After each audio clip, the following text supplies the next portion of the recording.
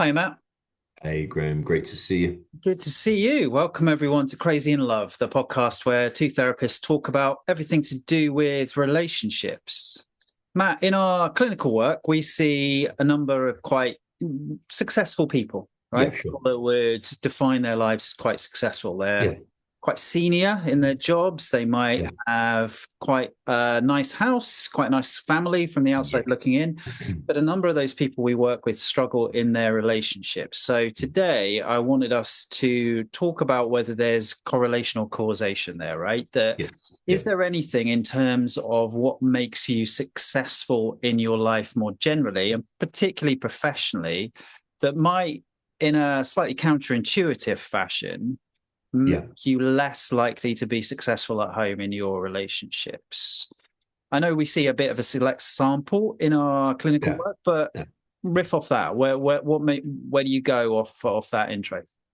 Yeah, I suppose the first thing I'd say about it is this is not simplistic, is it? It's not that people who are good at work because they are good problem solvers or self-reliant, or what would we say, have emotional control or are decisive or whatever, that those qualities are therefore detrimental to a relationship, which I think is sort of what you might fear when you're coming for therapy, that all of the things that you're good at, that you've indexed on through school and uni and progression through your professional development and whatever else, are going to be sort of criticized, and you're going to be made to feel like a fool, not emotionally open. It's going to all be about connection and intimacy. And that's sort of, I don't know whether you are wanting to go here, but that's often the barrier that I find in the first instance when I see a successful, typically a guy, doesn't need to be. The fear is when he's being brought along as part of a couple that this is going to be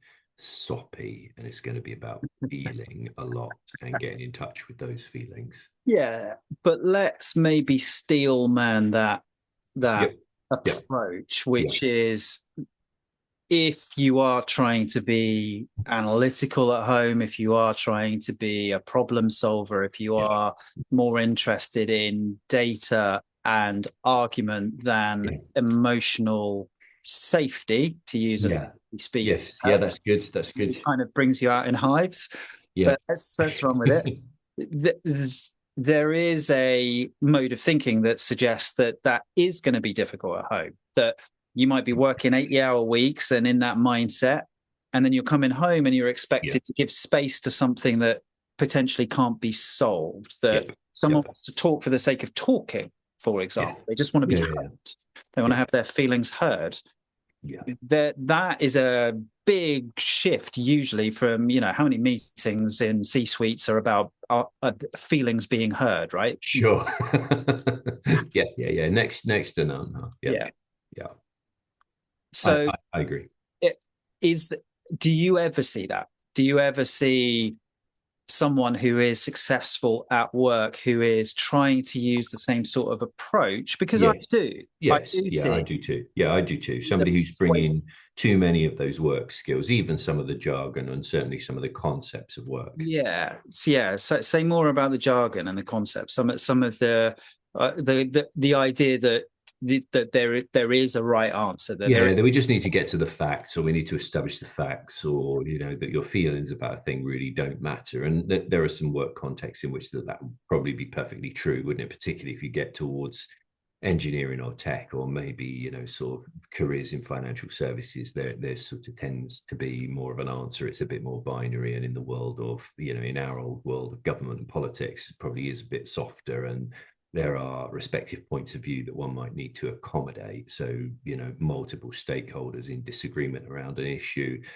perhaps makes you more able to see those things. But I think, I guess the way I was going to problematize it is, I think if somebody is really efficient and is really looking for a solution, you are allowed to look for a solution in your relationship. If you're arguing a lot, you are allowed to look for a solution to that. It's Yeah. just the solution isn't tell the other person what to do in a sort of command and control or line management. It would have to be like, you'd have to tune in and understand their perspective. You would have to probe for understanding, and you would have to acknowledge what it was they were feeling. That would be the solution. And then you could build on that together, and you could challenge that in whatever degree you thought was necessary. But I think when people come and they are wanting a solution to something, like we argue all the time or we argue in front of the kids and it's no good, I am looking for a solution with them, and I am definitely offering that bit. And I guess you are too, maybe less overtly, but I think you are too. And that would probably differentiate us somewhat from therapists who would be really clear that they weren't offering any kind of advice, any kind of solution, any kind of guidance. In fact, all they were really offering was a listening service, a safe space.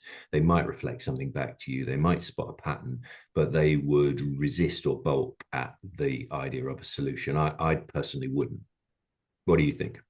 I don't disagree with the thrust of that, particularly around problem solving. That a lot of couples who come to see me are worried that they're just going to talk about last night's fight or last Yeah, week's sure. fight and Yeah, go over it again and maybe yeah, have the same fight in front of me. And then my role will just be about kind of maybe some tips and hints around the edges on communication style, rather than leaning in more yeah, directly and saying, this yeah, is a problem, isn't it? This is a problem in your life. yeah, My hypothesis, for what it's worth, after yeah, a yeah, few hours with you, is that yeah, this yeah, might be going on, and I yeah, think we yeah. should approach it in a different way. How about Yeah. that?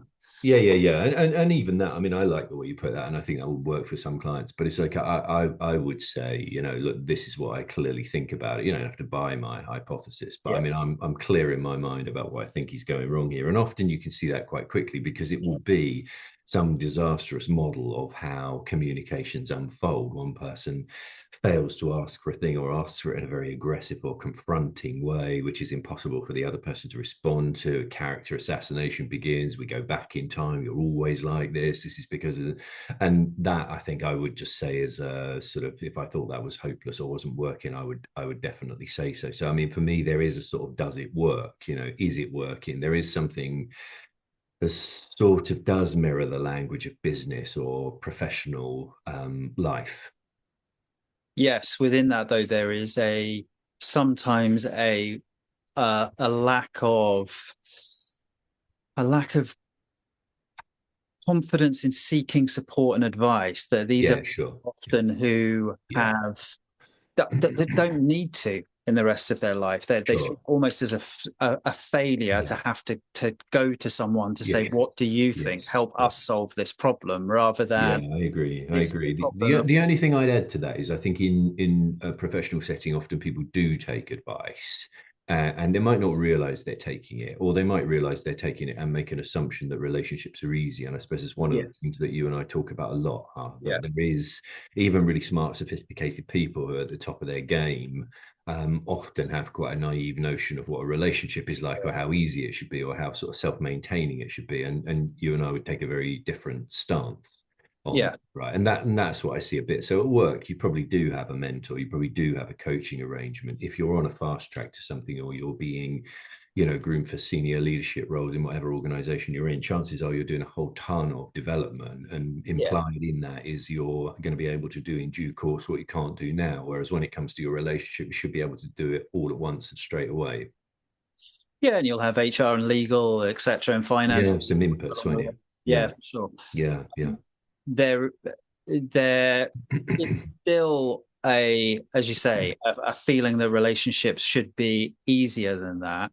And Yeah, yeah, be what so I sometimes see is that if the problem doesn't get solved relatively quickly, not in couples therapy, I mean before couples therapy, yeah, that if a problem at home doesn't get solved, that it almost then gets avoided and pulled away from. Like yeah, I don't have the skills or the knowledge to fix yeah, that problem, so I'm yeah, always going to avoid it, and I'm going to concentrate instead on yeah.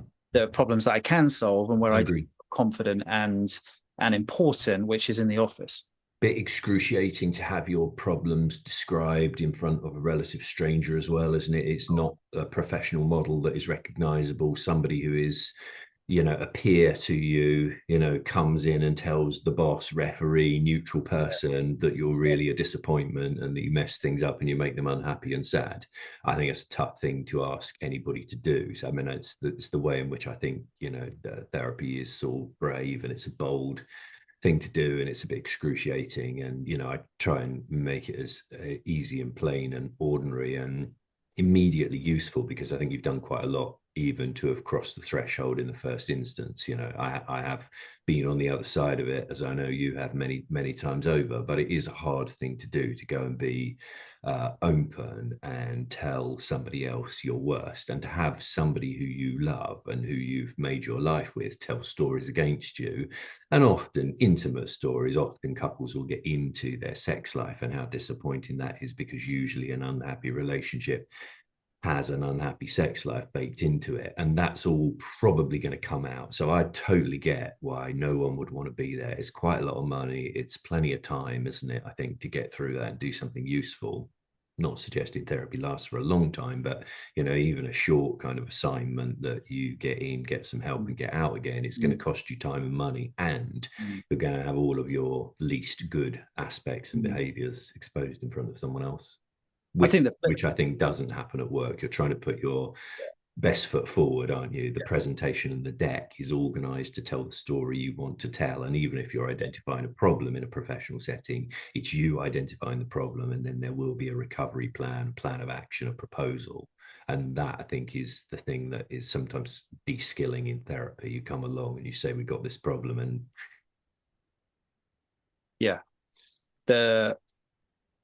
there tends to be a kind of twin track in my experience. So one group of people who get it quite quickly, see it as a problem to solve, see the advice as helpful, see the time between sessions as great opportunities to put new ways of being, ways of practice.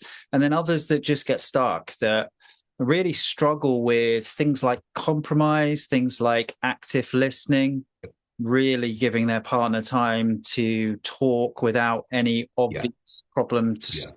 I think that can be quite challenging for us. I agree. I think those things are that's the steel man, isn't it? That I think there is quite a strong argument that some of the professional skills you use and some of the professional skills you under index on are quite useful in a relationship. Yeah, and even the only thing I'd add to that in terms of listening is it's really, really quick. If you can hear someone accurately, hear what they say, reflect that back to them, and maybe add something to it, build on it. It's a really swift process. Potentially, it can feel excruciating to some people, though, can't it? Well, like, you literally want me to kind of parrot back said to me, like, kind of, I don't use the exact same words, but the point is you're trying to show that you've understood what the other person is telling you. Don't use the exact words that they've used. No, put your own. I would say I do draw on people's professional lives quite a lot. I don't know whether it's more than other therapists or not. I haven't really seriously considered that, but I would say in that situation where you are probing for understanding, you're trying to get to the bottom of something, or you're trying to make sure you've heard it, taken the point, and are now going to do something differently in response to that, for example, or try and accommodate that preference or point of view, is a lot like dealing with a client or a stakeholder or somebody who is senior to you. I think that thing goes on professionally a lot, where people are respectful, they hold their own feelings about it, whether the request is fair and whether it's reasonable and whether the time frame and the deadline is achievable, and they go and they do their best. And some of that, I think, can be drawn into a relationship, not all of it. I think there are toxic workplaces, and modern corporate life is nuts and all of that, but there is something sort of at the core of it that we are trying to listen to one another at work. You mentioned legal and HR. We're going to them, we're seeking a point of view, we're bringing it on board. If you're in an executive function, you're blending that advice with your operational judgment or whatever it might be, not necessarily swallowing it wholesale, not doing exactly as you're told, but using that to draw. And I think that does feel to me similar to some of the give and take and back and forth that is required in a romantic personal relationship. You buying that? I'm buying it. I think what is maybe missing is the emotional connection. I think there's it all sounds good what you're saying, but I think there's an awful lot of partners out there that need more than just that kind of quite pragmatic, quite rational response. That it will be, okay, I need to feel you in this relationship. I need to feel that you're committed to me and our family. And I obviously understand that you can only be here for a certain number of hours a day, but when you're here, I want you to be actually here and emotionally Yeah. And I think Yeah. that is more than just kind of compromise and practical, rational skills and taking advice and properly listening. Yeah. It's about really being able to step into that Yeah. relationship emotion. Yeah, no, I think that's a useful corrective. I think you're taking that conversation a bit further and somewhere I didn't go. But I suppose because I have to be right about everything, I would say it's the first step to You're going doing to that, isn't it? build. Something which is something which is a bit more transactional. And can I understand this? Can I Yes. compute this? Does this Yes. start to make sense? So people talk about sort of an assertive way of being, or assertive sort of in terms of how we ask or how we request. And I would say there's quite a lot to be said about assertive listening, which is no, that doesn't make sense. Hang on, can I pause you there? Can I get that? Do you mean this? Is it like this? Which would show a very active stance. And then I think that set of activities sometimes are more easy to understand and comprehend to the kind of person that we're describing in this conversation between you and me, and then from that you sort of get, it kind of does make it actually, that does make sense. Actually, I have been in a similar situation. I could see why you would feel that way. I wasn't intending for that to be how you felt, but I sort of get why you might have ended up there. So I wonder if sometimes the transactional stuff can lead to that other stuff when someone's got to tune in or show up, or any of those very earnest phrases. I'm like, what is it they've actually got to do? What are they actually doing with their mouth or their ears or their body in that moment? I think you're talking about practical skills. I think Sure. it's thinking more about energy, Yeah. Yeah, sure. and how in the office, for most people, things like passion and anger and frustration and irritation, Yeah. but also the positive passions, right, turn Mm. down a degree. Mm. You've got to rein that stuff in. And I know Yeah. we talk about how 99% of the time emotions like anger expressed in their full form are pretty unhelpful, but there's certain Yeah. emotional intensity in Yeah. relationship and passion that Yeah. is usually wanted. And I think Yeah. that's the bit that, yes, you can coach someone who's maybe on the more kind of rational intellectual side to bring a lot of the skills based stuff to a relationship around active listening and taking their time and what you would say kind of assertive listening, those kind of skills, Yeah. definitely. Whether that person comes across as passionate and really wanting their partner and really loving their partner, that I Yeah. think some of those partners are kind of calling out for that validation. Yeah. I agree. You think, let me put it back to you Yeah, as I very nice. think you're as I think you're saying it. You think successful people, highly successful people, are quite difficult to live with because they are so conscientious, competitive, maybe perfectionist, those kind of things that make them very successful. They might even be status driven. They might be a bit restless, mightn't they? Those things that make them successful at work, or accruing wealth or status, or doing a really good job in the world. It's quite driven. It's quite disagreeable in some respects. Yes, in a crude sense, but I think I'd nuance that picture a Yeah. little. I think it's not just the personality types. I think it's more that the environments incentivize certain behaviors and Yeah. approaches that it's quite difficult to just turn the dial down on a Sunday morning. So to be Yeah. working at that pace and in that mindset for Yeah. 80 hours a week and Yeah. then be expected to slow right down Yeah. Agree. for Yeah. conversations to take on much greater space and not. But you would nevertheless, I think you're making a good point, but I've got it already. I think you would still require them to do that though. What do you mean? You would require them essentially to show that slow down. You would be encouraging them to slow down, to recognize the challenge, I to think I'd recognize be the different encouraging. operating environment. You'd give their partner some encouragement to help them ease into it, to not have ridiculously inflated expectations, etc. But you would want your high achieving client to recognize that Sunday feels very different to Monday morning. Yes, I think that the bit that I tend to spend most time on with those people is your partner wants intensity of some sort. Yeah. And we need to work out what that intensity looks like. And it actually is often in very small doses dotted Yeah. around a week, but it might be when you go to work and you're working head down from 8 in the morning till 8 at night and you don't check in with them at all. they Yeah. feel Yeah. left and pushed to Yeah. one side. Is there Yeah. a Yeah. 5 second gap where you can Yeah. just check in with them? It'll Yeah. buy you quite a lot to spend Yeah. 10 Yeah. seconds Yeah. just Yeah. checking in with them. You might think Yeah. this is stupid, you might think Yeah. it's crazy, Yeah. but this is what they need. You've got Yeah. a choice about whether you do it. Yeah. I would spend that 5 or 10 seconds doing it. I think it's worth. You've gone a bit tactical there, though. Is it implied in what you're saying that you would also want them to really believe in that and to bring a certain No. energy to it and a certain quality to it? No, no. No. I think it's most of these people do care about their partners. They are passionate about their partners. They're struggling Yeah. to communicate Yeah. that. Sure. Sure. And my job is to help them understand how to do that in a way that's authentic rather than play pretend. I'm not asking these people to suddenly become more Yeah. emotional. That's not the aim at all. It's Yeah. more to understand what makes their partner tick and think some of what you need to communicate to them is going to require you to go slightly out of your comfort zone to communicate. Yeah. Yeah. Yeah. No, that's, I find that really We're not helpful. asking people to be fundamentally different, right? We're not asking them No. to change who they are. We're not asking them to become much more touchy-feely people Yeah.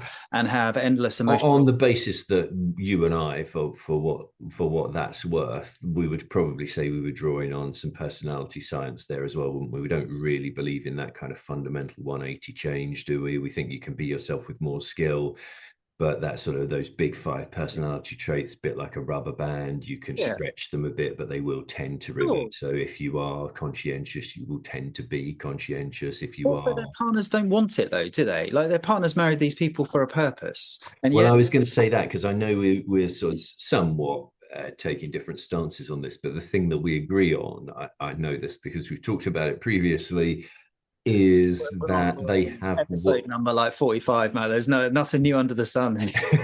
Well, it's I mean, that is the thing I'm saying back to the other partner, the person often complaining about their emotional, practical, physical distance. Yeah, Sometimes they'll be on a plane or in another country or in a building in, the city miles from the home. You did marry that person. You did have a sense of their ambition. Yeah, maybe you didn't quite get how important that was to them. But often we're living a life which is sponsored by, often two people having those kind of jobs, and sometimes one person having that kind of job, or sometimes one person's job paying considerably, more than the other person's. And there is something disingenuous about saying, I want them home in time for bed and date night, and I want to be prioritized, and I want to have multiple calls and touch points during the day, and I'd like them to carry on making all the do money you and the often career find progress. that those are the demands? For me, it usually is we don't talk anymore. It feels like we're distant. Like the distance is the thing. It's not Sure. like I demand 3 hours of their time every evening.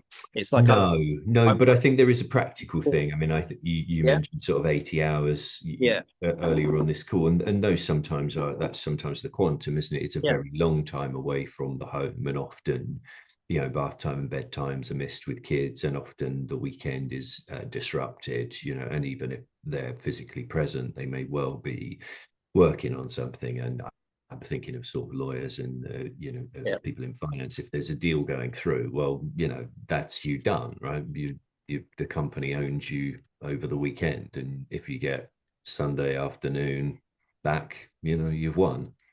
And I think for a lot of people that is annoying or that is irritating, or they hadn't quite realised that's what it would be. They're left with the kids a lot, or they're doing things on their own, or they're going to the barbecue or the play date or the party or the whatever without their partner there quite often. How do the couple work with that in your I mean, I think it's a really good question. I think unless somebody really is going to make a radical change, then you are accommodating that, aren't you? yeah, Sometimes I've seen people say we're doing this for a period of time until yeah, we can, whatever it might be, usually like, don't want to leave money on the table. That's a point in time where they could step off or they could step back or they could do something else. I do hear those conversations quite a lot, that there's a deal that they will get through. The deal within the couple is that they'll get through to a certain point, and then they will yeah. move out, or they will move country, or the job will, settle, or they'll recalibrate whose career is in the ascendancy. So sometimes a practical fix. I think someone working an 80-hour week, right, and doing that over and over and over and over, it's quite a challenge to Mhm. fit in the sort of level of connection that you're describing some clients wanting. And I get that, I hear it as well, but I do sort of, I would say something like, well, it's not possible in this scenario, is it? You know, you're Yeah. describing a sauna to me and then telling me it's kind of unpleasantly hot after a while. It's like, I know, you know, we're going to need to change the circumstances, aren't we? Yeah, but in the meantime, Yeah. what does it look like A to sauna hat and a dip in yeah the plunge pool. dip Yeah. in the plunge pool? Exactly. If you've got to be in the sauna, you're going to occasionally dip in the plunge pool. Yeah, but you don't stay in the plunge pool for too long. No, no, but you also don't stay in the sauna too long, do you? We don't. That's another podcast on the benefits of. But there is a rotation through those things, isn't it? It's hot and cold. It isn't just extreme hot for a really long while. So I mean, it is quite a nice, if somewhat tortured analogy. Yeah, good. We What thought there was else? going to be a bit more difference between us than maybe we realised, because I do think that this is more of a problem than maybe you do in terms of the maybe the mismanaged expectations, as you say, that people build their lives together thinking that they're going to be able to survive the unsurvivable, and then they get resentful and frustrated at the distance and Yeah, often leave it a long time before for all sorts of reasons, including yeah, uh, yeah, all the very logical reasons that you described earlier, and then they arrive at our yeah, offices asking yeah, for yeah, support, and it can be really difficult yeah, for yeah, to yeah, yeah, to a yeah, place where it feels like that distance is narrowing. And yeah, I think, like yeah, both saying, that those quick actions of this is how you can show each other that you're important to each other, even though you yeah, accept the intensity of your lives and that yeah. isn't changed for a while.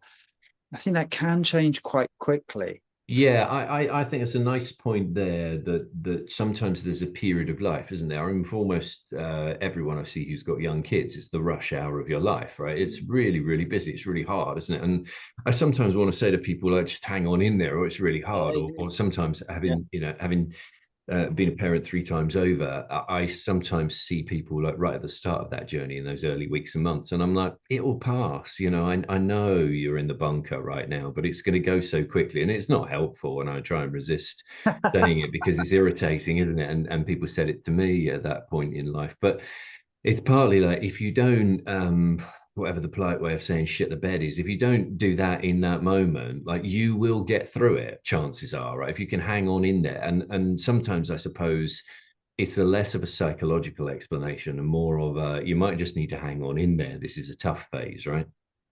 Yeah, and if you apply that to the partners of very successful people in that model, Yeah. and we're often talking about two income families and two highly successful people, but there is something about managing your expectations, isn't there? There is something that sometimes we have to help them with, which is Yeah. what did you expect? Yeah, sure. But Yeah. there are limited options here. There are limited Yeah. Yeah. options, and Yeah.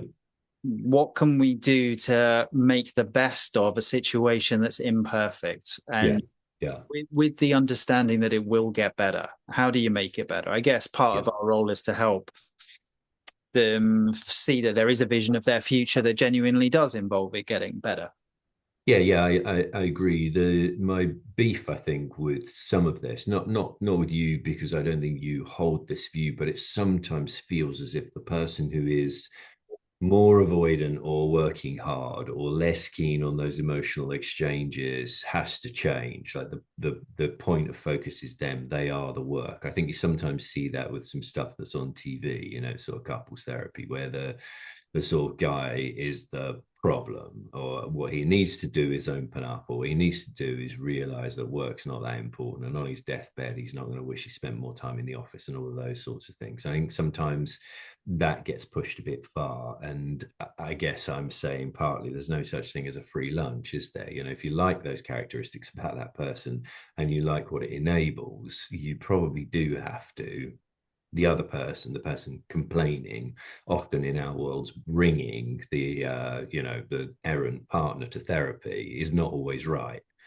Oh no, yeah, absolutely, absolutely. And I think that one of the key early principles of therapy with couples like that is to make both of them feel like Yeah. you're on their side collectively and you understand, Mm.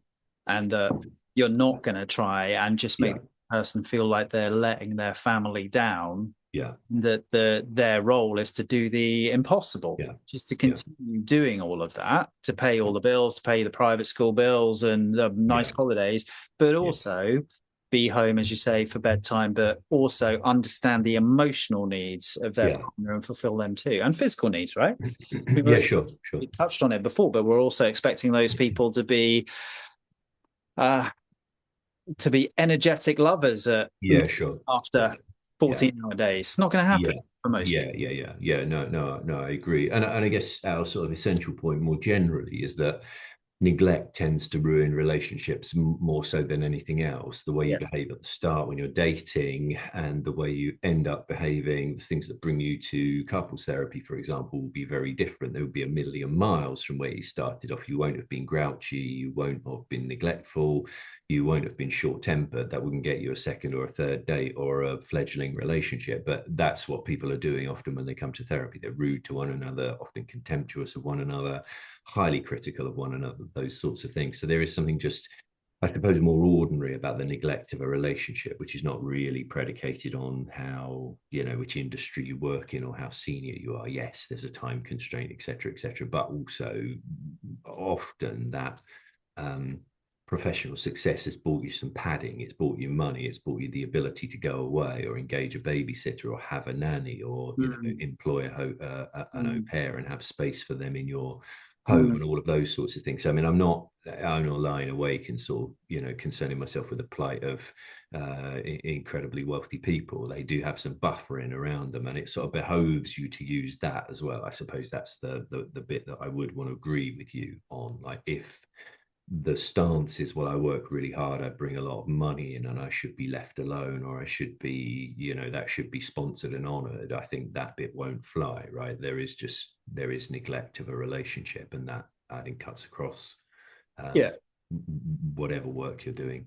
Yeah, I think that's worth saying just as we finish up, that mindset of I'm giving you everything that you said you wanted. What do you expect? Like, Yeah, that has to be challenged and would be yeah, challenged pretty yeah, quickly. It's like, well, no, you signed yeah. on to be a good partner as well as just bring the money in, right? Yeah. Yeah. I think there's an interesting question as well. Often when people come to therapy, it's a sort of crossroads or a moment in time, isn't it? And did we really mean that? What I saw at Yes. university and somebody who seemed quite Yeah. ambitious and keen to make progress. I had no idea you'd want to take a job in Hong Kong or you would be tied up every weekend. This wasn't what I signed up for, or it looked like a great opportunity and it's killing us, and we might need to rethink that, and we might need to leave money on the table. So I suppose there is that side of it as well, huh? Yeah. But just because we once agreed it, or even we agreed it a couple of years ago, so actually this is unworkable, and family life is unhappy, and kids are missing out, and we're not having Yeah.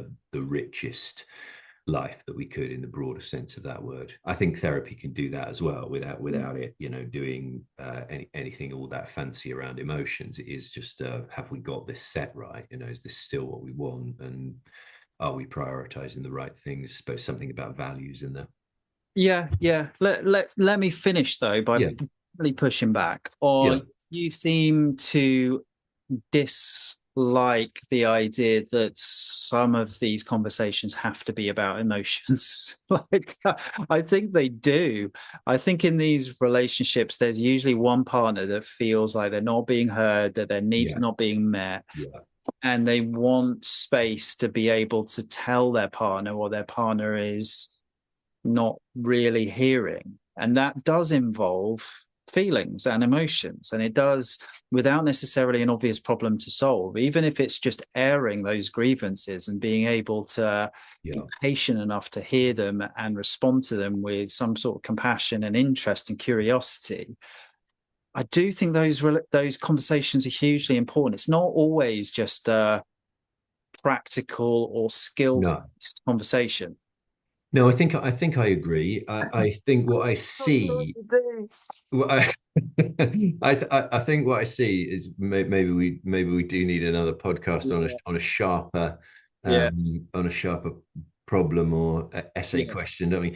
I think what I see is people coming when they've read a book, or they've read a book about attachment, or they've read a book about not being heard, or they've read a book about how disappointing their partner is, and often come with that sort of charge. So I think what you're setting up there, I recognize it in the abstract that, of course, each side of the relationship, each partner would want to be heard and kind of understood emotionally and got. I think often the complaint is that the other person is a bitter disappointment, or that their feelings are very, very important, or that their need is a need rather than just a want or a preference. So I think my pushback is, maybe just goes a bit too far, but is against that. That the person coming to therapy with a bit more lingo, who has done their own therapy, is not the person who dictates the terms or sets the agenda or gets the other disappointing and emotionally inarticulate person to improve themselves or mend their ways. That, I think, is sometimes how therapy can come off. That's a lot of what I feel that I am up against often when I It's meet a interesting. guy who doesn't Very want to be interesting. there and has been sort of dragged there because That's he's let interesting. someone down. My experience is slightly different to that, which is it's often a couple where someone is in need, quietly in need of, uh, and almost embarrassed to acknowledge that they need more from their Yeah, partners. It's more of a yeah, kind of quiet, they've learned not to get it. And rather than protest loudly, they're yeah. retreating. And it's a quiet retreat often. Well, I think that is. I mean, I think that does chime. That is definitely resonant, because I often see in these situations that the person who's been somewhat reluctantly drawn into therapy is often the one that gets a bit more from it Yeah. and Yeah. starts to really enjoy it. And that was nowhere near as bad as I thought it was going to be, as the sort of typical session. Yeah. And then they can be quite eager to come. But sometimes, because you've not arbitrated or sort of refereed it in Yes. the way that the person who was maybe reaching out, making the initial inquiry or making the booking, it sort of hadn't quite gone their way. They thought the problem in the relationship was the other person, and it's almost never the case, right? No, It's sort of two very, to very, tango, and even if it's not 50-50 or 48-52, there is a percentage split of who's doing what. And that, I think, is the thing that is arresting and surprising for the person who thought it was their partner who was disappointing, or for the partner who thought they were themselves yeah. disappointing. Yeah. Yeah. I'm Good. not sure we've concluded, but we'll be here all night, won't we, if we don't stop now, Graham? I think we need to stop. We've Should we done leave people 80-hour wanting more? weeks. We've done our 80-hour weeks. Yeah, let's leave them wanting a bit more for next time. Good to see you as always. Take care. Yeah, nice to see you. All right. Bye. Bye.